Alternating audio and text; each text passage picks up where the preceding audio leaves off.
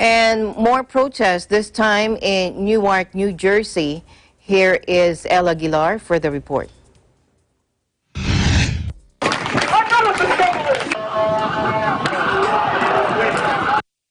Compared to reported out-of-control protest actions seen and heard from different states in the U.S., here in the biggest city in New Jersey, members of different human rights groups staged a peaceful rally in Newark to air their sentiments and rage following the death of a black man in the hands of a white police officer in Minneapolis, Minnesota. People from different backgrounds, different race, different culture, young and old, gathered in Newark, where more than half of the population is Black American, according to U.S. Census. Awesome gathering. I think it's necessary. I'm happy to see that people are so moved. It's gone on for too long. We've got to speak up now and keep up speaking going forward. There's no more silence for anyone. We can work together. Justice is so uncomfortable. I can't handle it anymore. So this is why I show up. It makes me feel part of the solution. I'm here because I'm an educator and I teach black kids, and I want to make sure when they grow up that they're safe. I have a young brother who also is 15. He's a young black man. I want him to be safe walking the streets. I don't want him to fear for his life every day he walks out the door. It's sad. It's sad. It's hurtful.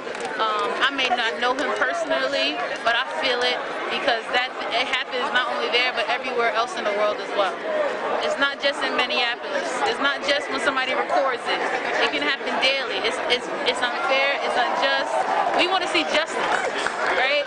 When someone kills someone that's not a cop, they go to jail. We want the same thing. If a cop kills someone, they need to go to jail as well. Justice needs to be served. It needs to be fair.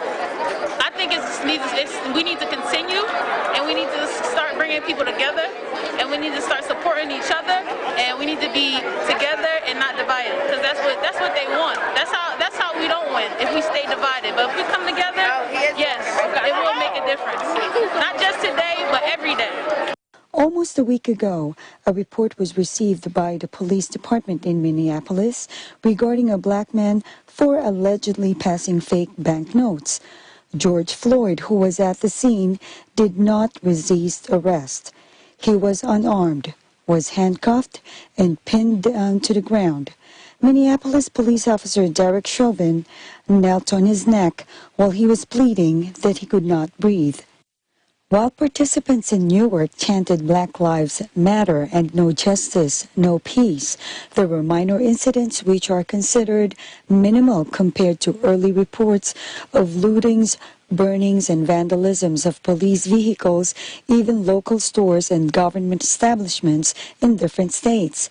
Due to continuous violence being reported everywhere, a curfew has been set starting Saturday from 8 p.m. to 6 a.m.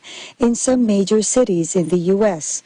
Those affected are Minneapolis, Seattle, Portland, Denver, Atlanta, Los Angeles, Cleveland, Columbus, Pittsburgh, and Philadelphia.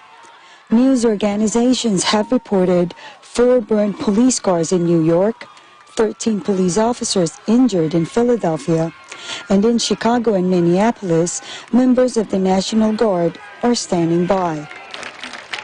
The death of George Floyd sparked global protests. Supporters from London, Berlin, Toronto have expressed support to Black Lives Matter movement by staging the same protest rallies. There's been injustice against people when there shouldn't have been, and that too many people have gotten away with too many murders. This video is traumatizing.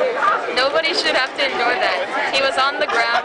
He had his knee on his neck, which was a terrible thing. Police violence and racism is a terrible, terrible stain on the history of America. And we need to always speak out against it whenever it comes about like it has now. It always helps when people exercise their rights of free speech. That's the bedrock of our whole country. People have to speak out against injustice.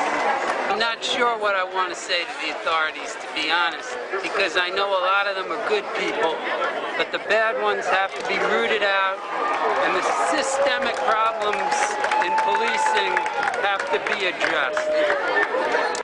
Meanwhile, some law enforcement officials are calling protesters to stop the violence and vandalism, that they have supporters, but they cannot be acting irrational and destructive.